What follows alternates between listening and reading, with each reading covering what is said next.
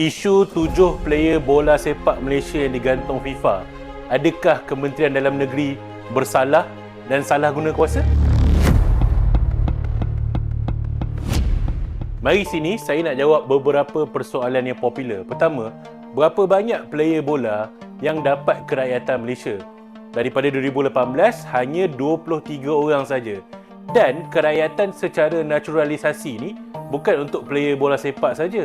Malaysia pernah bagi kepada atlet memanah, pernah bagi kepada coach sukan, pernah bagi kepada jurutera, saintis-saintis yang dianggap boleh menyumbang untuk Malaysia.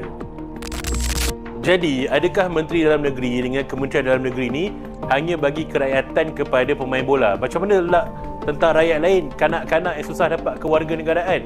Sebenarnya, Menteri Dalam Negeri sekarang ni, semenjak jadi menteri, dia dah proses 49,000 dan 14,000 telah diluluskan. 49,000 ni tuan-tuan, kalau bahagi setiap bulan 3 tahun, maksudnya satu bulan dia proses 1,300 permohonan. Jadi, tak ada isu pun kita berat sebelah kepada pemain bola sepak dengan kepada orang lain.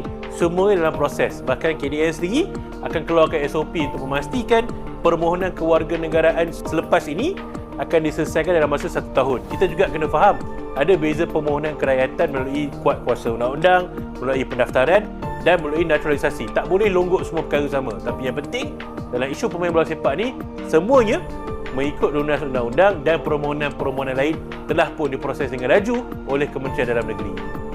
Macam mana nak dapat kerakyatan melalui naturalisasi? Mudah je. Baca artikel 19 Perlembagaan Persekutuan yang kena dibaca bersama-sama dengan Seksyen 20 1E jadual kedua bahagian 3, di mana syaratnya adalah dia ada menguasai bahasa Melayu, berkelakuan baik dan tinggal dekat Malaysia selama 5 tahun. Dan syarat-syarat tu boleh diketepikan menggunakan budi bicara menteri. Jadi, 7 player bola sepak ni memang dah sah dapat kerakyatan Malaysia melalui lunas undang-undang. Tapi, kenapa FIFA still kata dia orang ni bersalah? Sebab FIFA beranggapan mereka ni menyerahkan dokumen secara palsu. So, apa beza syarat kerakyatan Malaysia dengan syarat nak jadi pemain bola warisan?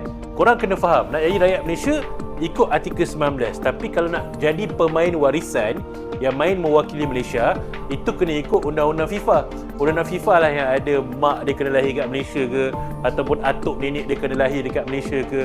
So maksudnya dari segi KDN, semuanya mengikut undang-undang.